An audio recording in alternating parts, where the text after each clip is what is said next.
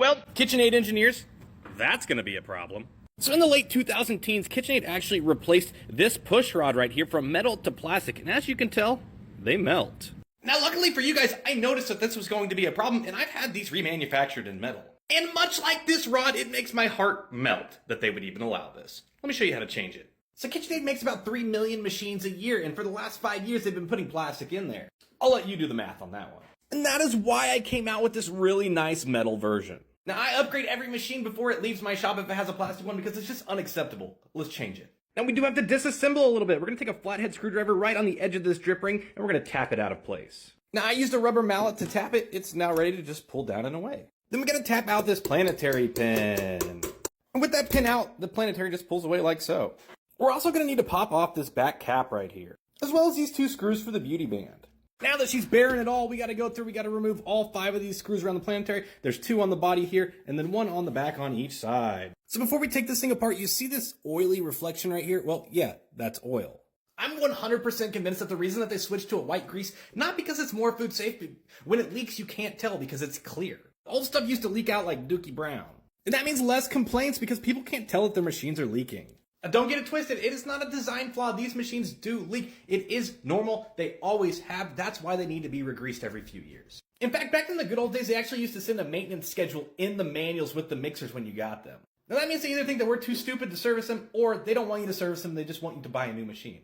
But that is okay, that's why we're upgrading all of these parts. And it really is no wonder why these machines leak so fast. I mean, they're just using the cheapest, wettest grease they can find.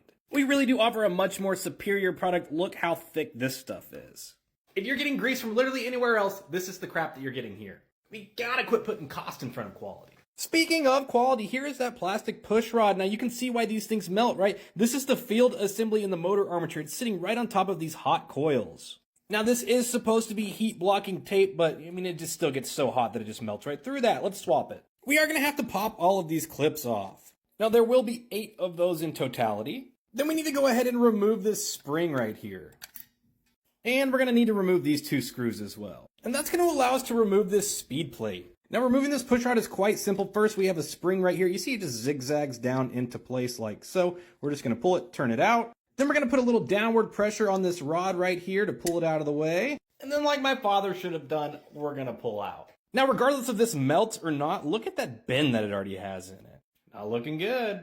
We can go ahead now and slide in our new push rod in this orientation. Now you see that little channel right there? We're going to go ahead and put our little push bar into there. And now we can slide this push rod over the top of that. Just like that, it's designed to keep this up and off of that motor.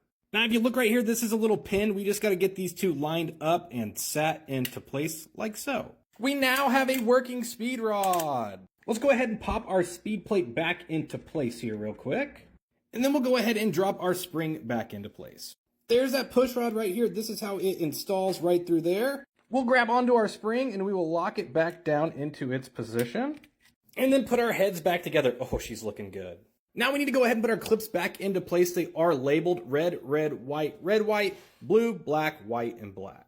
Now we will actually need to retune this speed plate, but we have tons of videos on that. It's very easy. Now to just come back through and reinstall all of our hardware. Throw on our planetary here and then pin it back into place. Now we have already added the Everdyne and the spring and washer. And with the addition of that metal push rod, this thing is now better than new. And this is just the standard now. No mixer leaves my shop without being upgraded. If you'd like to upgrade yours, you can do so from the link below on TikTok Shop.